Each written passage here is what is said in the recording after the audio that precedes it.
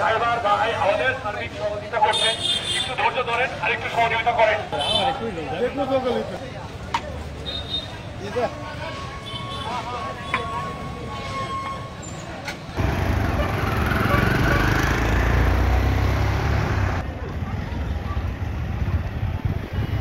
মানিকগঞ্জ এবং সাভারকে সংযুক্তকারী দলেশ্বরী নদীর উপর নির্মিত শহীদ রফিক সেতুতে কিছু সংখ্যক দুর্বৃত্তকারী অগ্নিসংযোগ করেছে। আমি উপজেলা নির্বাহী অফিসার সাভার হিসেবে আমাদের ঢাকা জেলার বিজ্ঞ জেলা ম্যাজিস্ট্রেট ও জেলা প্রশাসক স্যারের নির্দেশে আমি এবং আমার এসিল্যান্ড সাভার ভিজিট করেছি, আগুন নিয়ন্ত্রণে নিয়ে এসেছি।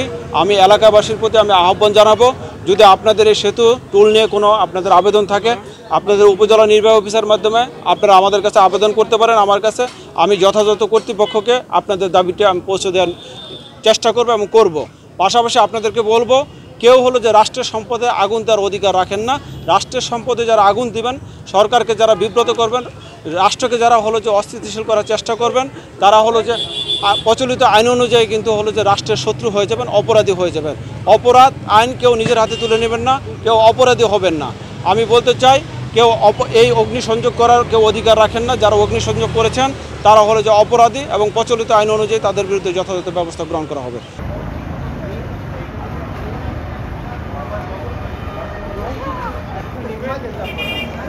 ভাই